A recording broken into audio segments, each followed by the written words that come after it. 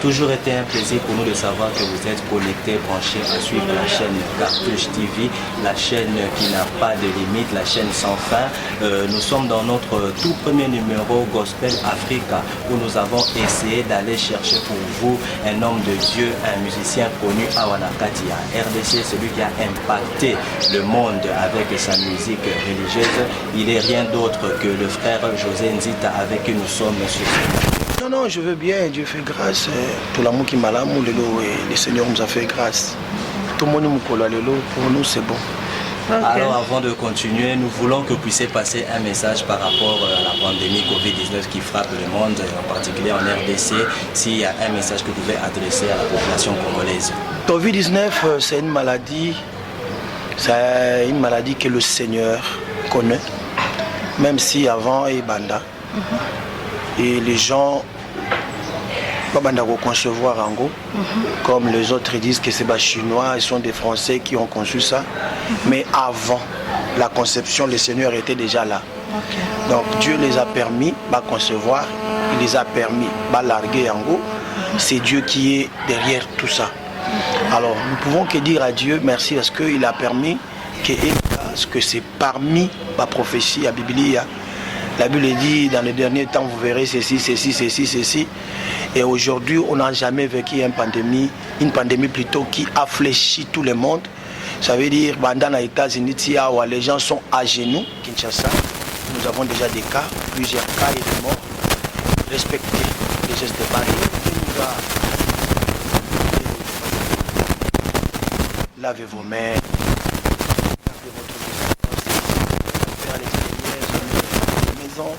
Pour vous et ce que je peux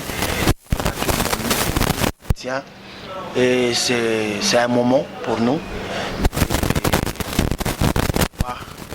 et de commencer à rentrer dans notre foi et voir les promesses que le Seigneur a dit et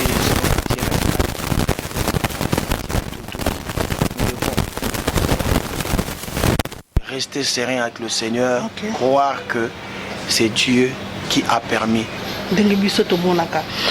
Sikoyo tomoni mutaliboso abeta musique to ebaiza papa ale moloto que son nom repose à pain ye mutabeta ka lobi tokomi na toko nani mukili eko développer donc kimia nzambe kozala na se ya mukili mais tomoni soso outi ko beta musique pour na mboka na biso Congo. Est-ce que inspiration wana eza ya nzambe ou soit eza révélation ya nzambe ou soit eza eloko moko kaka obeti po lelo na lobi nde tokomona ba pasteur bakomi ko sala to basali akeni kozama kanyaka pa ya mokonzi ya mboka président de la République Chilombo. Merci beaucoup. La réponse. Sincèrement, Sabino, au moment de la pandémie, Dieu a parlé à plusieurs personnes. Ça a profité de la et sous pandémie, il y a eu un scandale. Mais sous la pandémie, il y a eu basiliki. Parce qu'il faut se dire que la pandémie, depuis le confinement, nous, on n'a pas cru que ça va faire 4 mois. Nous, on est entré en confinement pendant des semaines. Des semaines, ça devient 1 mois, 2, 3, 4 mois. Nous sommes à 4 mois. Il faut se dire que ça n'a pas quitté pour nous pendant le confinement. Les gens bateau, ils sont comme pasteur dans le confinement. Il y a des cultes familiales. Papa va comme bango pasteur, il y a mabota na bango. Ba comme kotanga ba Bible, kotanga la na bango ba Biblia. Ça sûrement ça a formé beaucoup de gens. Ça a aussi profité à beaucoup de gens. Mais et si qui s'y peut battre belé et pe oui s'y peut battre belé. Donc chacun de nous a joué moi au yaye soit en mal ou en bien. Mais ngai nazalaki na kat na méditation ebelé parce qu'il faut se dire na kotanga Bible minger moko. Natanga moi Bible kaka pour na koyeba nzambe parce que nzambe biso toyembaka ye faut pas koyemba nzambe oyo nzambe okoloba oko expliquer pas na ba et vu tout ce qui se passe dans mon pays la mort belé na katia confinement en tout cas j'ai regretté j'ai beaucoup pleuré na biso nzambe mais pourquoi c'est makambo na biso les alara nam to vivate to viva bisengo moko to vanda kimia to zalaka na ba problème kaka est-ce qu'il peut pas moko ba problème mais à la suite je suis je suis dans la paix de tous côtés. Hein? Maintenant, j'ai la paix de toutes parts, j'ai la paix de tous côtés. Donc, ça, côté, Kolomoko. Alors, on a bandé Kokanisa. Jour où on a vu la qui n'a mawa. Et à 3 heures du matin, c'est comme une révélation. Nous avons comme pour parler sur notre pays. On a dit que nous avons banda wana tilelo oyebi ke makambo sami na nzembo oyo même atanga mona okamwa et alors quoi la bateau à Moïse atambola na ngotro mandi matin un jour soka boko na seko koma nyoka biloko ngana komona yango wana na yembaka na ngami na zoka nsandima iteke nzembo so na yebi ko koma ye komi donc Dieu m'a révélé et nazai ko banga surtout tango asitaki makambo mbutu banini wana en tout cas attaque moi ko banga mo ya na bi c'était le ba mais le Seigneur m'a dit chante ça comme ça. Yemba yango. Donc vraiment bande konangai, je vous dis la vérité. Nasina yembi plus de 15 chansons ya mboka ya Congo, ya ba paix, ya ba sur la talaxu banzembo na yemba, na bana ko yemba nzembo Congo le loté. Et nzambe na yeko comprendre qu'après ça va ta responsabilité quand soka mona na bolingo eloko. Quand tu as la passion de quelque chose, Dieu vient se révéler à toi. Donc j'ai compris que le Seigneur a révélé cette chanson par rapport à la passion que j'ai pour ma nation. Nzambe a meminga penza kopesa nga nzembo oyo par rapport à passion kako nazanango. Alors na bandi kozwa nzembo na bando koma. Je me suis réveillé, ma femme m'a dit mais olamuki bondenga bité tika. Dans la mouki parce que nous avons un zamba la musinga ebisingai. J'ai na bando koma à 3 heures du matin na lali. À 6 heures du matin, je me suis encore réveillé, na continué sous Malobango, na commis. Et ce qu'on a bien dans la documentation, wapi. Il faut vraiment une certification, il faut la certifier encore. Il faut les anabilo comme une preuve tangible, na cosité ma kamnazolo. Et je suis entré à l'internet, mais gloire à Dieu. Le Seigneur m'a mené tout droit kaka sika ba kamnazaro luka. Na côté internet, ba discours nazaro luka yango na kuta inango. Ma munyo so na zone internet na zo ngote na luki mingi. J'ai vu ça directement quand je suis entré à l'internet. Wana papa ozaki nango déjà na révélation tango. Oui, tango na komona yango.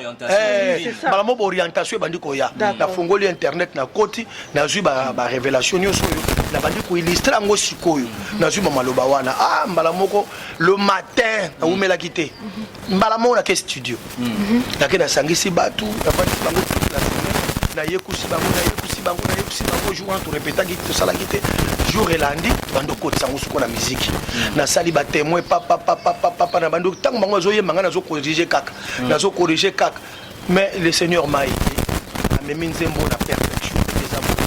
Vraiment je vais dire Dieu pour ça na Nzambe merci parce que na yeko comprendre que Nzambe ka mutako pesa makambo a boy tina zalia bande konangai na ju ba pele ya ba konzi ya ndenge nyonso na batu balinga ngona batu balingi ngote na batu musu bazokandela babomayo batiroyo babomayo basiso carrière na linga zonga na mutuna wana papa est-ce que au monité que tu carrière mayo engagé non et ça la danger na yoka keloko te mais soki ezala mutu mutayesenga yemba baza na problème plus na mutu apesinga nzembo kina ngai parce que apesinga nzembo ayeba ike danger ko ça po batu nyonso bazomi tourne est-ce que papa linga kota na monde ya politique loin de là. La politique, je n'aime même pas être politicien. La ligne même pas politique. Mais papa José Ndita, qu'est-ce que la population congolaise doit retenir en bref dans Katia Nzembo wana Congo Nouveau? Nzembo Congo Nouveau, ils ont interpellation. Ils ont vraiment interpellation pas Congolais comme Mabango na Katia ya kotalisa bango ke ils ont un moment de vivre. Où il y a passion, il y a ignorant.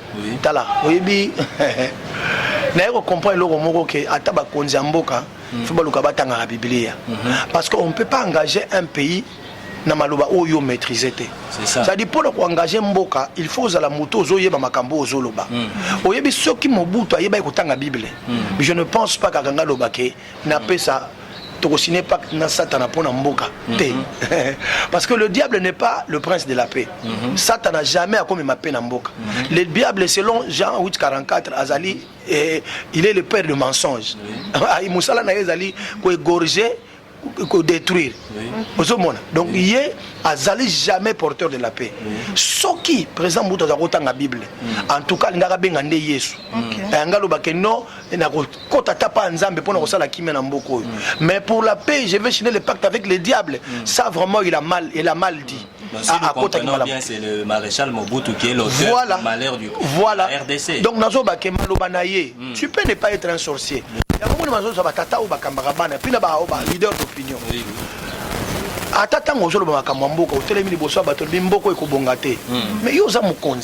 Quand tu dis la parole a une puissance.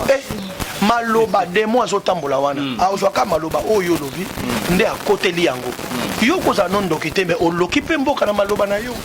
Voilà ce que Mobutu a dit. À lobby nous allons, s'il faut faire le pacte avec le diable pour la paix, non, le diable n'est pas porteur de la paix. Et loin de là, à quel sous da ONU na miso batunion devant la face du monde. Ta relation la mission na Israël, c'est vrai. Dans la comprendre qui Mobutu alingaki Afrique to. Mobutu azakoli ngaki non c'est azakoli ngami peuple noir peut atelema a imposer. Et yango moni asala cette réalisation. Alaki vraiment la posa ya kotia mboka na biso ekomane ko na été indépendant. Pas dépendre de la bango. Il aimait ça. Yango moni alobaki entre Israël et l'Égypte, le choix est clair. Alors, entre un ami et un frère, le choix est clair. En réalité, c'est ça qui m'a bêté. Surtout africain. Normalement, s'il y a problème entre Israël et l'Égypte, en tout cas, tu comprends l'Égypte. Pour l'Égypte, tu n'es pas un africain. Mais contrairement à la parole de Dieu,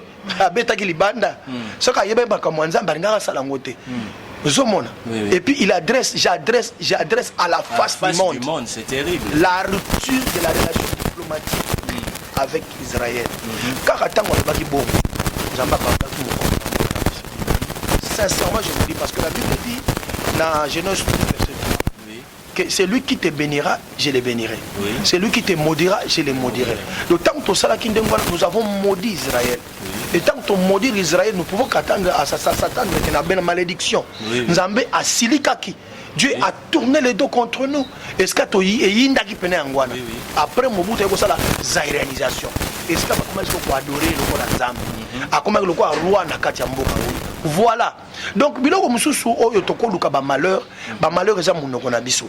Tant que tozolo ba makambo to maîtriser te, tant que tozolo ba makambo yo to yebi liango sens makasité. Pasi nezoya. Yango moni e kotisa pasi. Mais lelo nazolo ba na yo la zone Gabana Congo balo basuma lo mabe na mboka wote.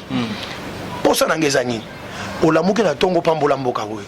Parce que déjà le numéro 1 du pays a recommandé le pays entre les mains de Dieu. Moi, Félix Antoine Tshisekedi Tshilombo, président de la République, je désire solennellement en ce jour la République démocratique du Congo entre tes mains, ô éternel notre Dieu. Je recommande et soumets ma nation tout entière à ton autorité suprême. Assis-toi sur le trône de ce pays et règne en maître absolu. Sois le roi du Congo. N'est-ce pas ça, c'est bon, bande konangae? Donc, papa nakati yote lokola oti koloba Mobutu apesaki biso mu Congo. Papa apesaki biso mu Congo. Mutafongola ki porte wana Mobutu. Oui, c'est ce que je voulais dire. Et puis papa na biso tozana ye Antoine Félix Tshisekedi ndenge azongi na makolo ya Israël c'est que Nzambe azongi seli biso maboko ya kofongoma. Donc tozokende un Congo nouveau. Kasna yembi kasna koti tranzembo yo Congo nouveau. Titre Nzembo Congo nouveau. Mais c'est que papa soki tomoni ke tofandi na président Otozanaye Antoine Tshisekedi tomoni ke Congo nouveau o tozo safandi nango eyete. Bande kona ko sabino ya solo na kombo Yesu. Papa Félix Antoine Tshisekedi a ko sala ta mandat moko. Ça ne me regarde pas. A ko sala ta mandat mi balé. Je ne suis pas politicien. Moi mon problème est que Dieu a repris le Congo entre ses mains. Makamunzamba osa na Congo etali Nzambe. Ngana zoko ibisa bana Nzambe ke baza la kimia pour kalami tembo kana biso efungwami. tala kofungwa mayambo na biso zo dépendre même pas na Félix Tshisekedi ezo dépendre siko na Nzambe mama kamusu Nzambe ko sana mboko eko kamusa même na président yemo on a mona que le baki déjà soki Nzambe asimbi eloko bilembo mona emona naka bilembo yango na ebita tala bilembo liboso emona tala bilembo liboso emona tala bilembo liboso na mona la Bible dit là où règne Dieu il règne la justice. OK. Omoni? Oui. Il s'appelle le Dieu de la justice. Oui. S'il y a les bosso ya Nzambe na kat na mboka, et la justice. OK. Nzambe alingaka injustice atambala moko te. Yo imaginez maman moko akoza na lupangu na ye ya bien meza na Gombe. Ma mbongo kotonga ngote. Meza lupangu na ye. Mais papa moko influent ya mboko na biso tellement azala na mbongo ebele. Alingi kaka boto la maman na lupangu na ye. Po atonga immeuble na ye place wana pa moni place angweza kitoko. Mais au lieu de négocier na maman wana, a créé le maman problème pour aboto la yende lopango. Vous comprenez? Voilà. Ce que justice yamboka et kateli maman wana likambo. Et zongeseli maman wana ba droit na ye. Donc état de droit. Nazo ebisa yo. Maman wana abundi na tata na libumu nene wana. Ya bambongo ebele. Mais a récupérer lopango na ye. Ye azana mbongo te. Mais tata na ba condamné ye. Ye maman azanga mbongo. Mais a récupérer lopango na ye. Et ça la Nzambe ndengeni. Et ça voilà. C'est que Dieu aime ça. Que les opprimés bazonga na ba droit na bango. Tangu Nzambe bazonga na biloko ndengwana, Dieu vient, Dieu appuie les pays. Dieu soutient les pays parce que Dieu c'est la justice. C'est que tant on a justice en mboka nanga etelemi, na uto yembango, na moni présence en Nzambe. Car la justice nazo yebisa yo justice nde tombola ka mboka yoka. Eza ba diamate. Po to za na ngoti. Ba richesse nyos to na ngebele na mboka oyo. Etombola mboka na biso mokoni. En aucun jamais. T'as la justice, t'as la richesse, tout ça on a mboka. T'as la ba diamant, t'as la ba or. Ce que ça la ke ba or ndé muto tombo la mboka. Ce que ça la ke ba diamant muto tombo la mboka. Mbele mboka na biso eleki na ba États-Unis. Mbele eleki na ba États-Unis. Mais le ko les a diamant te muto tombo la mboka, eza ba or te, eza justice. Yango monaki manque de justice na mboka na biso ata bambongo na biso to kendela ko dinda le pays les plus pauvres les pays les plus pauvres mais tant que révélation est nazo bisa révélation et même épanouissement la Bible dit un peuple sans révélation un peuple sans frein révélation de mutela kisaka oyebi ata mutu na vie ce qui spirituellement vous a bloqué et que ba bloka yo na ba koko na yo to ba tata na yo to ba nini makambo ba o makambo ba loba établi ya mboka na mno se kanga yo na kati na mokili boye makambo so ko sala ko simba kate pourquoi ko simba te parce que spirituellement vous a épanoui te il faut d'abord au kango la mwana molimo ndesi manzoto ye bande ko na ngai to zela te to mona ba congélateur ou tali kolezo ko ya poto ndima kenzamba kangoli mais nazo yebisa yo que le Seigneur a déjà libéré ces pays et tikali siko nzambe ye moko abandoke nango malem yo imaginez tant justice amboka etelemi lelo soki vraiment justice et kangi miyibi nyonso bayibi mboka na biso yoka na biso yoka justice amboka oyo et kangi miyibi nyonso ya mboka miyibi nyonso basili bon to ba miyibi basili c'est au moment mboka to komoli yango na mboka biso moko nana ngwa olela susu nana ngwa kolela susu parce que ba millions exasu na mboka batote ba millions exasu na mboka ya mboka donc moi na nyonso mboka koza na compte en banque moi nyonso mboka zo tanga za na lupangu na ye donc comme le pays le plus béni d'Afrique. Oui, mais apparemment papa José Nzita justice oyo zolobe la kati la justice ya bonzambe justice oyo otozo vivre siko apparemment eza justice moko ya partialité moko boye ya parti moko kaka nde ya bato puisque oti koloba que soki bakangi miyibi nyonso kozala bien to lia moko na biso le lo justice oyo ya bonzambe oyembeli ememeli biso état de droit tomoni makambo leki na makambo ya procès ya sans mais ce n'est pas seulement ces gens là qui ont été arrêtés qui ont contribué na makambo ya koyiba denye ya moko wana okoti singa na politique non libisa ngai nalingi nakota na politique wana te nalingi même pas beaucoup bosala nga légion na bamusu batika koyiba wana siko bokoti singa na kati ya gestion nalingi oza na gestion te nga nazo memela bino ba grande ligne justice lokole ye et ramasser tout le monde justice ya nzambe tika et kotika mutu te bandeko na ngai nga nazo yebiso moni ba juge justice ya nzambe memaka batuna eta moko yo kanga nazo yebiso mama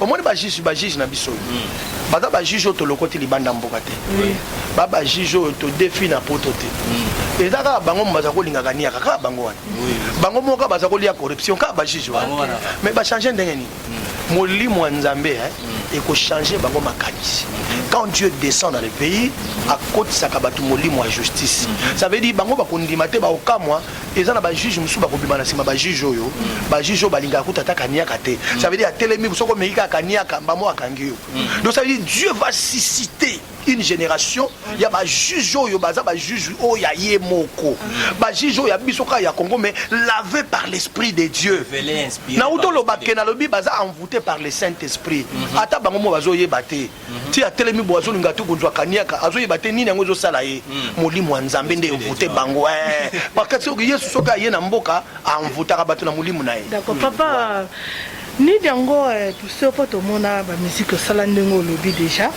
eloko nini poussé na moment oyo kaka ndeti ndio obimisa musique pona mboka pona nzembo parce que pona nzembo wana oui parce que tozo mona ba sala nzambe mingi babanga kana bango koyemba na mboka bazo banga sécurité bazo banga ba mboka mupaya pona kokata bango ba contrat moko boy mais yo OK nango vraiment directement donc bange eloko te otalika selon révélation na yo ndobimisi yango est-ce que eza eloko moko nzamba poussa kyo kaka faut kaka osala yango na kobanga ozaki na kati ya kobanga te. Ce n'est pas lié aussi na rumeur et panzana que papa José Ndita n'est plus en vie mususu pour na nzembo na menga salir que okufi pour ba récupérer ba kanga yo to ba étouffer quelque part dans notre pays les gens sont contre la vérité. Amen.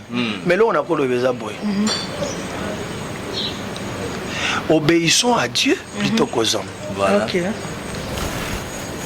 Oazo pesa biso pema ya vie bande ko ba otalanga eza nzambe. Nzambe akoboma moto habilité. OK ka kolala lobi na tongo pour la mouste. Pour dire mamno sto sala c'est Dieu qui est au contrôle.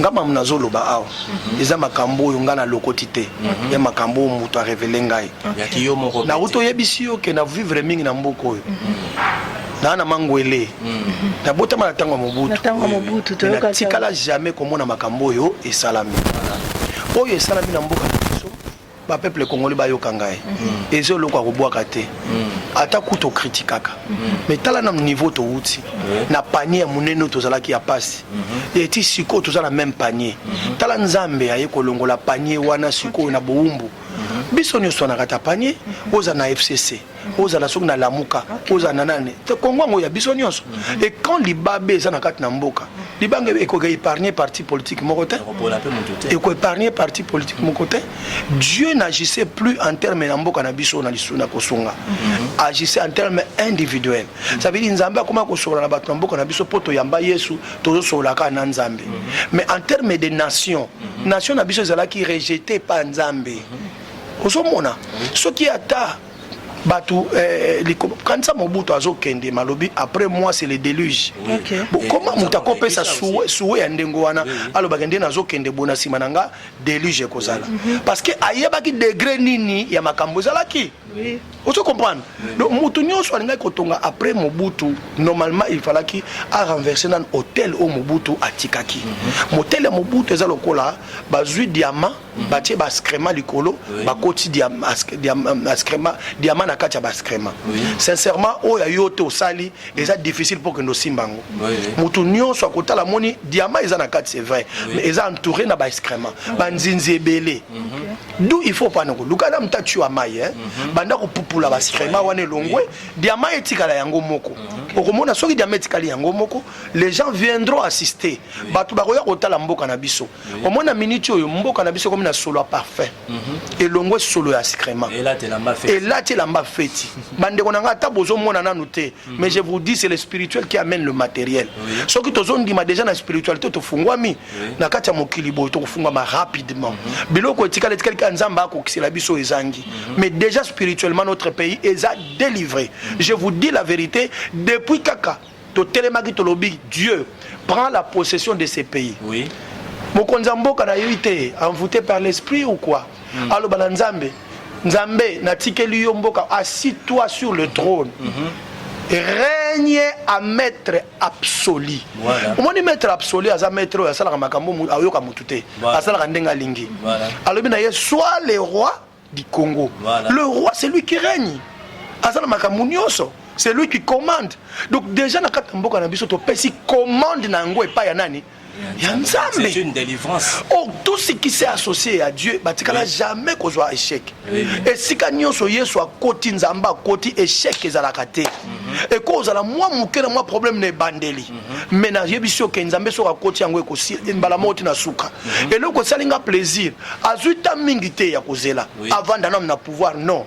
À koti nzambe déjà na case du départ. Déjà dès le départ avec lui, il a dit Dieu viens. Nous t'associons. Pour, avec dans le marche ici, nous t'associons. Viens s'associer à nous pour tout ça la marche ensemble.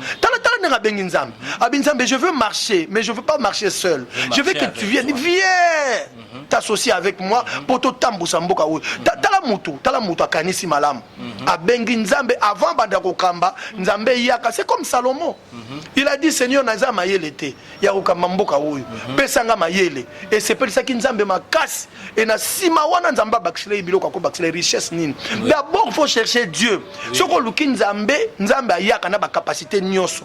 Quand le Seigneur vient, il amène toutes les capacités. Akopesa ona ba capacité aux zangi. Tala na royebi sabino akomba isu bandeko. Dieu n'a jamais choisi les forts.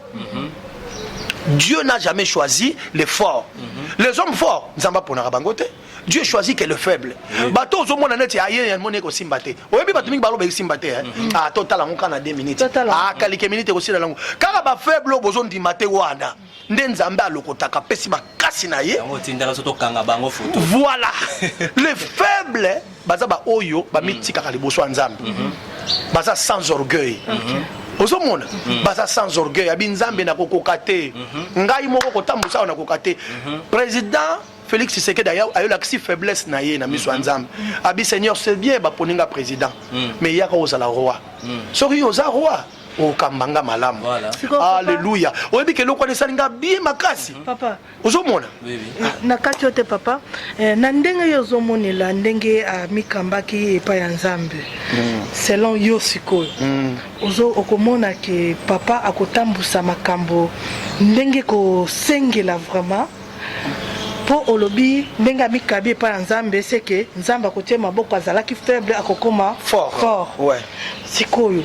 Ça ndenge tozotambola parce que population ezozongisanga kaka na tuna yo pona état de droit nam. Na côté état de droit. Est-ce que état de droit o abandi yango epa ya nani ya Vital Kamerhe. Est-ce que eko continuer Zamba ko pese makasi wana ko continuer état de droit parce que tout le monde ka bandi pas Vital Kamerhe. Amen. Est-ce que ko continuer ti manana eko kena ko sila papa? Amen. Ce n'est pas moi à continuer. Ce n'est pas moi qui confirmer ce qu'il faut continuer. Mais moi je confirme que la présence de Jésus c'est la justice sans fin. Alléluia. La présence de Jésus c'est la justice sans fin. Christ à nous c'est l'espérance de la gloire. Voilà. Oh, alléluia. Amen. Christ à nous c'est l'espérance de la gloire. Quand tu es avec Jésus, nyonso yoyo lingi osala nzamba osani akosalela yo yango. Le problème est que fais un pas vers Jésus. Ce qu'on salue un pas vers Jésus, tikela yé gestion.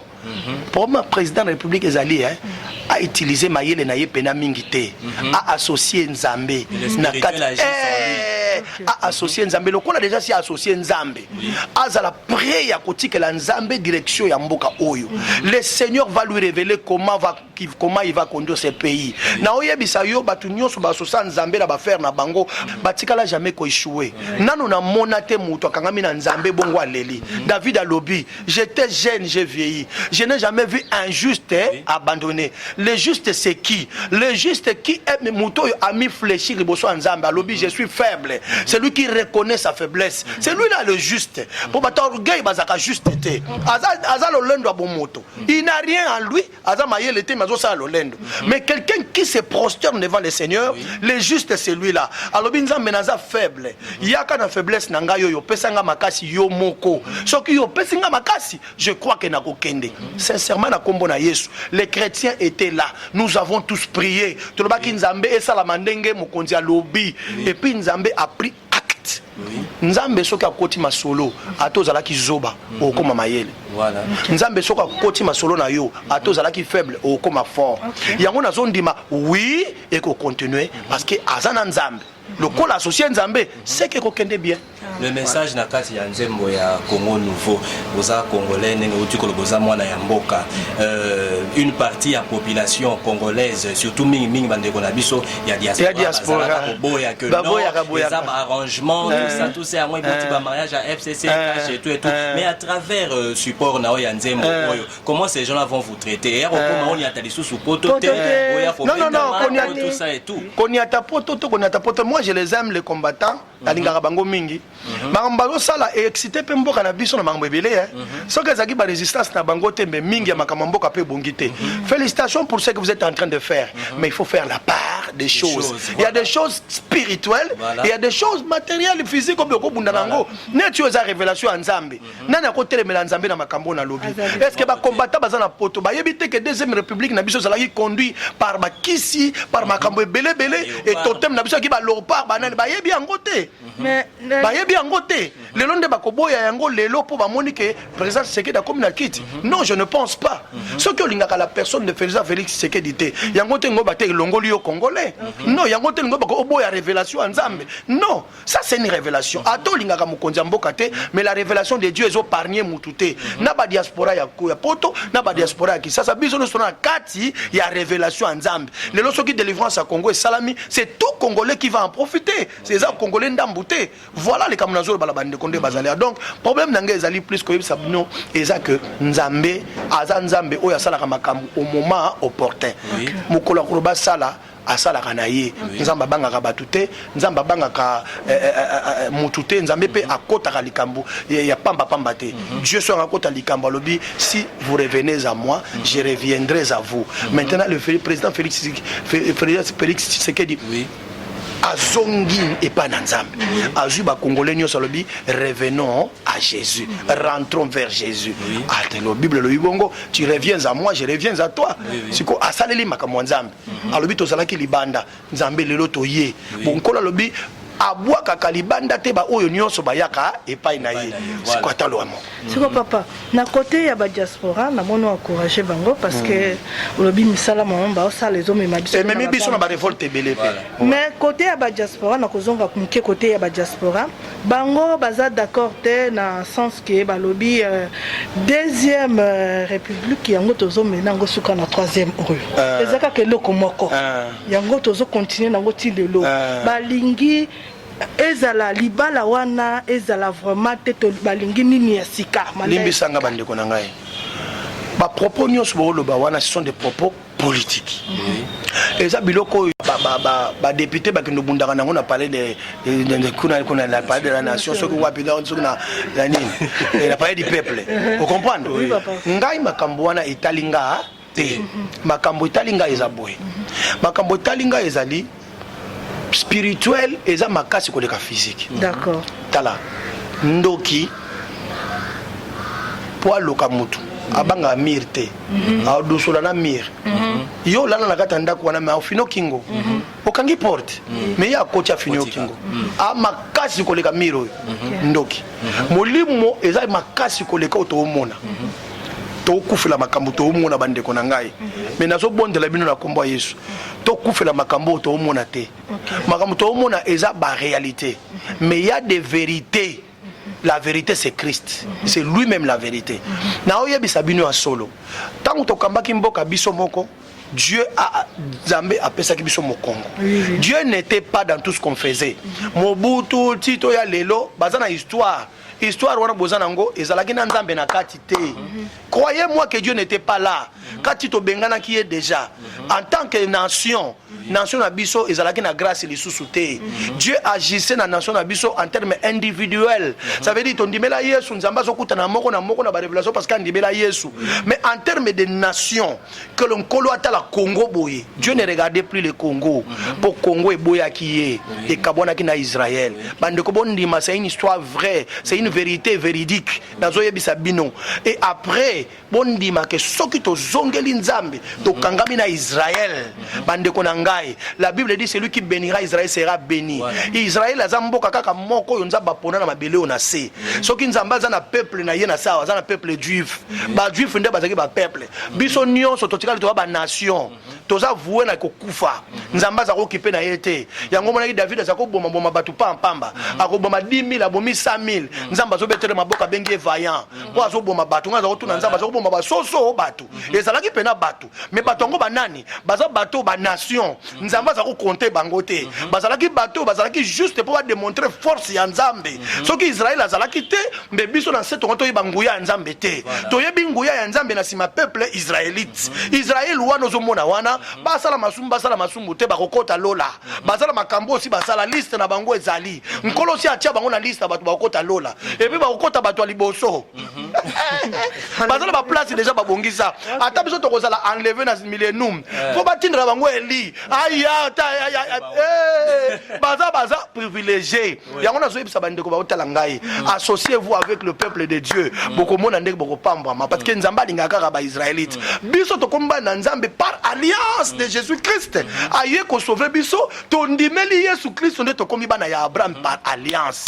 Poni to komba na alliance Abraham. To komba na Abraham pour Abraham aza papa ya kondima. Yeden ko la lobaki celui qui te bénira, je le bénirai. Abraham nde aboti Isaac, Isaac aboti Jacob. Babenga ka le Dieu d'Abraham, le Dieu d'Isaac et le Dieu de Jacob. Bango wana OK Jacob yende Israël. Oh alléluia. Donc si nous comprenons bien en résumé en bref, Jacob yende Israël. C'est une délivrance, une révélation. Une révélation de la délivrance de notre pays bande konangai. Koboya yango te siko zalika pona loyenge. Prie pour ça. Lobaka siko maloba malamu pona mboka oyo. Na ye koyebiso ke tika makambo koloba to teka mboko to kabula mbongo. Okoteka mboko kende wapi? La Bible dit prie pour ton pays car ton bonheur en dépend. Oui. Prie pour ton pays car ton bonheur. Nous devons conserver notre héritage. Bien sûr que oui. Bien sûr que oui. Bon, tokende pa tozonge pa. Tondi maba tekango. Mutakende ko sala marché à côté kango oyebi ete. Prix ya ko tia po ateka oyebi te. Banani ba oliambo. Nani yango kendo teka oyebi pe yete. Siko ba kabula ngombongo ndaku na ndaku par ndaku toyebi te. Tio ko sutoka ka mukomsu ba yeba biso bima si to teki mboko oyo. Oke wapi? Okende wapi? Bandeko. Diamant kutu bando banda diamant yo no mona diamant te. Mboka ba bieza tonda na richesse mais yo diamant o mona na note, oro mona na note, ata cuivre na mona te, cobalt o mona te. Tale bele mais yo otikala ko mona ta moko te. Est-ce que papa José Nzita par la chanson. Pas ça ba ngam lo yenge te. Par la chanson Congo Nouveau, est-ce que ba Congo Nouveau, est-ce que ba stratégie mususu, to ba support mususu au sali pour que message na ezala véhiculer et fan dans la population, ba campagne mususu ezali to possibilité kana. Ngana zo luka na luka nzemba to mbongo. Bazali nazana besoin côté kanzembo te. Dieu m'a dit chante cela. Banza yango. S'il y a quelqu'un qui a de l'argent, ko ya moni ka kopé sangai, na bimisa ba CD nango kaka nzembo ta ya Congo Nouveau wana. Obeso ka lingina sa asuna nzembo musu parce que na nzembo musu so nzembo zo na mutu kana. Ça veut dire après les traversées parce que to traverser. Na lo parce que kana. Na kati ya kana nzamba yebisinga na Congo Nouveau to ko mema. Moyibi ya Égypte te. To ko mema. Kindumba ya Égypte te, toko mema lokoso ya Égypte te, toko mema division ya Égypte te, toko kota kuna tona unité wana na kana sika nkola ko pesa biso le lait et le miel pour tous traverser bande ko ngai kala bandeko. Mais vous savez que aux hommes côté na lourde charge mo ya réunifier Congo, il faut pas campagne ça. Mais ba pesa ngambongo na kamata mbo tala so ya ko pesa ngambongo. Oui, mboka parce que mboka so ki ba pesa ngambongo. Oui, so ki ba pesa ngambongo. Na ko sala ba CD oyo. Na ko sala beaucoup de CD. Na ko tiango ba kabolango. Ba ko kendra ba édition le somba osombi CD na osombi kobeta même ba concert public. Et belé ba to la stade to beti yango. Pourquoi? Donc eza nini ndeko na ngai? nzambe kaka oyo apesi message yenda yebini toko ndenge toko évoluer mais nazo yebisa bandeko ba otalanga ce n'est pas le moindre des messages s'il vous plaît ozwango ka net ozo lekate parce que ça dépend ezo zwa vie na biso makasi ezo ko englober ba vie na biso soki ko négliger biloko lokwa na makambo nazo loba oyo c'est que no congolais te okosaka mais un congolais réellement so yoki boye eloko ko sali boso passe na motema kolela tala ba neno tsolekisi ba ajo biso ozali bolelo na mboka na biso toza ba musicien na combien d'albums ba mboka mususu ko sali ka album moko okomi riche na album ka moko milliardaire mais ngana na 6 albums ti lelo na zandu kala makambo mais na moni tout album a tout ko pesa parce que mokonzi mboka yemo muto non mokonzi mboka omoni mokonzi mboka za mwana nzambe ngapute na kotinda ye ngate na koloba na ye pambola te yenda yebi oyebi mukolo David akenda ikoboma Goliath le roi Saoul alobaki muta koboma Goliath na kopesa yebo apesa ye même na mwana na ye donc c'est comme ça le président quand le chef veut penser à quelqu'un ils allent pas penser à mututé ils allent mukonzier moko atalobi pona ye na kosa neni na makambo yo asali ils allent kututé mutacha influence na za rapete mutuna le kaka na TV na lobango jamais nzembo ya flatterie naza na 15 nzembo na sala nazwa combien déjà oso mona poni bato bazo s'acharner kana nzembo parce que eloko wana eye na forme moko et puis eye na moment moko voilà c'est le moment que le Seigneur a permis. Puisque nous avons appelé ça une inspiration. Voilà. Moment ya malade. Pourquoi na moment oyo kaka? Moment Nzambe. Pourquoi na moment oyo? Nzambe asala makambo malamu na moment kaka. Il y a un discours. Papa Mobutu. C'est quelque chose de pas facile. Voilà. Il y a de la philosophie. Voilà. C'est pas de ça a demandé plus d'intelligence. Oui. Et cinq techniques makasi.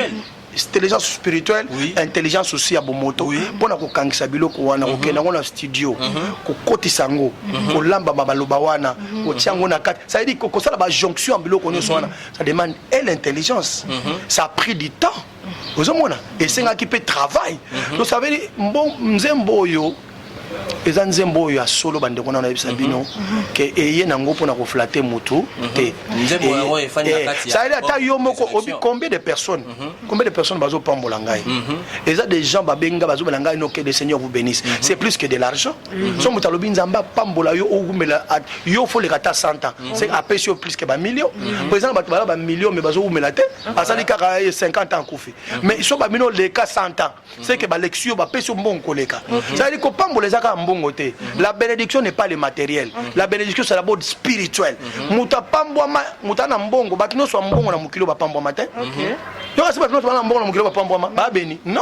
Muta a béni spirituellement azana Yesu. Yenda aza béni. À cause na mbongo mukie mais so azana Yesu c'est la plus bénédiction et l'équipe ba bénédiction aussi. Le titre Congo Nouveau nouveau tiré na kati album ni. Te Congo Nouveau eza libanda ya résurrection. Et yango na zwango kana confinement. Yo imaginez donc résurrection et si la gana nango de kasi yango je suis béni yo ekota kala aïe ça va aller c'est comme moni nzambe ndinge asali titre album nanga résurrection aye pe a ressuscité Congo mais obi ke nzambe alobelinga ndeko banda yo kana yo ka pesu nzembo je ne suis pas maudit donc Congo za maudité ozomona Congo za maudité ozomona déjà bien préparé nzambe azako préparer nga déjà kuna eza nzela moko et anzela moko nzamba kotisi ngai tia ko pesa kombo album na nga la résurrection ayebi ke za na bato ebele bazo sekwa na mboka na biso pe Congo na biso pe esa nini et sekwa na kati na passe ezalaki et bimi na libulu ya passe tozalaki ya salité et bimi libanda disons tout ce qui était comme malédiction ndenge le Canada Corinthiens 5:17 et que tout celui qui est en Christ est une nouvelle créature. Les choses anciennes sont passées. Voici toutes choses au Congo sont devenues nouvelles. Tala nazo sabino za nouvelle. C'est l'accomplissement de la parole. Et comme une nouvelle pour na makolo na Yesu Kristo awa. C'est comme papa na titre album oyo c'est que kozala juste kaka nini chanson moko wana. Net nzembo oyo na yimbi encore pour na mboka. Mais ça na nzembo na yimba mingi pour na mboka. Mais wana kozala libanda album. Te oyo za libanda album mais ça na 4 album. Na pe kozala album na Kana na kosangisa ngo. Kaneza projet. Je salue papa pasteur Kangoudia. Kana eza projet. Ya royeb sabandeko ba otala ngai bobondela pona biso mingi. Oyebi que malgré nous sto loba awa ezala bato baloba kaka lumba ndoki muyibi surtout na lingi na zonga la motuna au principe la moi reposté ezala bato musu basi ba bomaki déjà ba propager que le frère José Nzita sous son abomo été c'est pas par rapport à Congo nouveau ne bazolika ba limwisa yo déjà ton ngeni je dis gloire à Dieu parce que Nzamba lobi na ngai il sera avec moi jusqu'à ma vieillesse. Voilà. Ngana lingango mingi. Alobi tu me sers, je te bénis. J'éloignerai la maladie loin de ta maison. Amen. Je bénirai ton pain, ton île. Nzamba la kabiso. À lui, voici mon serviteur prospérera. Il montera, il sera très très haut placé. Mais tant que comme très très haut placé, comme il peut cibler pour la démon, pour la bandoki. Alors comprenez que Moussala to sala to biloko eko épargner bisoté, ko loka eko épargner bisoté, ko finga eko épargner bisoté. Mais celui qui garde la vie c'est Dieu. Nzambe soka lobi ko kufate. Ata bat basangani 1 million au bomoka te. Je ne dépends pas des eux, je ne dépends pas de eux plutôt, je dépends de Dieu. Na dépendre maloba ya batute, je dépends de ce que Dieu a dit. Le kola nzamba lobaki nangai qu'il sera avec moi jusqu'à ma vieillesse. Je m'accroche à cette parole. Je sais que j'irai très loin. Et puis bateau ba pambolanga balo balanga leka 100 ans. Donc c'est que maloma na bango pesa est-il. Parce que bateau yo nzamba tindi ba pambolanga. C'est que koko kisa. Papa maloba nini olobi pona bato ya est le sambo nini opoza nango pona banduku yangu ya est Mungu ababariki sana. Mina bapendaka sana sana. Tuko na huruma, tuko na nini na pasi ya motema nde balobaka. Voilà. Donc kuona loko na huruma, kuona nini mateso napita kwenu kule nume vita ya imalize. Mais sasa nasema muikala kimya. Mungu peke kuna mambo anapata mambo mikono yake muchunge délivrance ya Mungu iko nakuya. Mungu atatu délivrer si bote ba Kongomani. En tout cas Congo ilikuwa pays moya ya kimya ya amani sana. Huyu batu boy banatata ku koma kolula biso. Ça veut dire batali ba komo lula bazolo ba non Congo kimya komi kitoko non to komi kwa envier Congo oyo. Et kanga maloba nazo ebisa yo mingi ya batu bana diaspora. Peuple bakanga maloba bakanga mingi ya batu bana diaspora bakotika diaspora. Ça c'est le message. Bokovanda kuna mingi te. Bokoya na mboka oyo. Bokala te miele ninge kita. Tokotanga tokolia yaya. Nazo yebisa ya solo mboko oyo eza mboka moko béni. Nano tolia ata 10% ya bénédiction mboka ote. Congolais, nous allons manger. Et les gens de l'extérieur viendront. Bako s'associer na biso pour bali atali para biso. Croyez à cela. Ata toko kufaka. Mais génération na biso asuka bako tato la lobi non. Nous avons le pays. Peuple congolais, il faut soutenir les bonnes œuvres. Frère José Nzita Sali Nzembo ya Congo Nouveau, il faut te soutenir yango. La plupart ya batu na kati ya mboka la biso balingaka toujours ko soutenir ba bêtise. Mutualeki ya fingi, mutualeki ya lobibwe, bazo soutenir bazo tindela epe ba mbongo. Somba ba veste pour les kana émission, finga mutu songolo pakala. Zwami tuka balongoli soka fanda na esika moko reculer balongoli ba memie na Montfleury, ba memie na ma compagne. Mais les œuvres à soutenir, les aba œuvres oyo. Et puis to pe sa chance ndenge papa uti koloba, to pe sa chance na Congo Nouveau autoza nango totala liboso to lobaka maloba malamu et ça la tour d'Afrique et ça la tour du monde que ces messages ne soient pas limités qu'à Kinshasa. Amen. Il faut partout les Congolais bazali pour que papa José Nzita notre frère Muto Asimbi musique ya Congo allez pour passer message dans toute la RDC, dans toute l'Afrique, même en Europe, même en Amérique. Il faut que message on a eleka que le peuple congolais a la mukana pongu azolala véritable la mukande yango na aye ba kenzambe sia kangoli mboka. Voilà. C'est ça. Tout est possible avec Dieu. Non, c'est déjà possible. Jésus est déjà là. Papa Tozio Mwangonga Molai, merci na pona koyamba biso. Amen, amen. Maloba nini ya suko za nango pona Cartouche TV na balandinyo sa Cartouche TV qui toko makasi. Vous savez que depuis les États-Unis, Cartouche TV avec mon pasteur Mobibia. Oh, pasteur Mobibia. Non. Nzambe akubenesha babuni. Mungu akubariki. nzambe sakomona nge na peso bambote na balangue nyonso ya Congo nzambe apambola yo oyebi kokanisa mbolambo mpona mboka epesamela bato nyonso te eza bato ebele bayoki nzembo oyo mais litoi ya koyoka eza différent niveau tato ya yokeli ngai niveau tato ya bike message wana azala nango déjà depuis longtemps pendant kala mais nzambe a permettre yo munoko na yo ebimisango ça veut dire je me suis associé au pasteur ça veut dire toza lokwa to raisonner sika moko lokwa toza na sim moko ça veut dire tozo a réseau côté moko nzambe apambola pasteur nzambe apambola yo apambola Cartouche TV nzambe apambola bino et abonnez-vous na kati na Cartouche TV bande ko ngai boko zo ba information kitoko koleka obi Cartouche TV eza TV na biso ya ba africain eza TV na biso ya ba congolais eza TV na biso ya bana nzambe balingaka Yesu Kristo nzambe apambola bino et je crois que tokozala kazalaka na chaîne oyo parce que c'est notre chaîne quand il y aura encore une information importante tokobenga Cartouche TV akoya nous allons aussi communiquer et donner d'informations au monde entier pour na batu bayeba que Yesu ya solo a chargé possession ya mboka message à l'obé que en tout cas pour la campagne ya Congo Nouveau et Panzana il met en disposition la chaîne Cartouche TV pour diffuser tout ça déjà j'acclame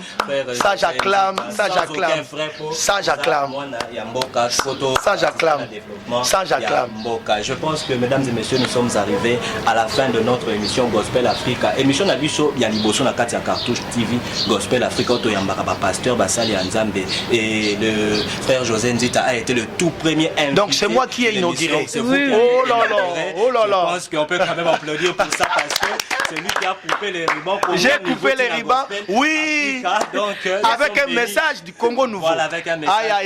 Nous sommes bénis et salutations spéciales au directeur Zézé à partir de l'Amérique qui est pasteur Mobibi. J'ai vraiment besoin du frère José Nzita Azalanaka. On est ensemble. On est ensemble. Directeur Zézé, salutations à vous. Toubika Bongo, les grands vendeurs de voitures à Bukavu et Maman Esthétique. Et tonton Omba aussi, salutations à vous. Je ne sais pas si Maman Juliana. Donc on a souka émission na biso ezalaki plaisir à mingi pona kokoma na résidence papa na biso José Nzita ayambi biso ba bindaku oyo yambaka bapaya et pas moi donc na benir famille na mobiba na bana donc papa moi peut ayambi biso na lolenge esengeli to komi na souka émission biso kande tozalaka tolobaka papa José Nzita kozala toujours à na Cartouche TV information nyosa papa José Nzita ko banda koleka na Cartouche TV toujours sans frère sokoza na mutuna en tout cas Mungu awabariki sana okoki koma et puis comme ça papa est-ce que on peut ça numéro na yo numéro de téléphone c'est 081 686 72 52 wana ya WhatsApp pose nga facile 081 686 non ngamoko non papa tuna papa pasteur Mobebe abengi nga depuis donc on a yambaka ngamoko 81 686 72 52 okozwa ngai moko na téléphone plus 243 81 686 72 52 wana okozwa ngai moko merci beaucoup vraiment tout na pamboli bato nyonso bazali banda mboka bana Londres na pamboli bana Paris et ba combattant nyonso na ba combattant je les aime beaucoup vraiment en tout cas tous ensemble notre pays est délivré bande ko na ngai nyonso tokosala tondima que Christ à nous c'est l'espérance de la gloire. To sa chance na maloba ya papa José Nzita à la fin le message de papa José Nzita ne sera pas étouffé. Ah to sali émission na biso malamu to fingi mutute to tongi mutute maboko na biso zakara pembe to taché mutute to pamboli nde Congo na Nzambe o ya pesikinya demeurera uni indivisible la prochaine. Merci beaucoup. Merci bye. Que Dieu vous bénisse.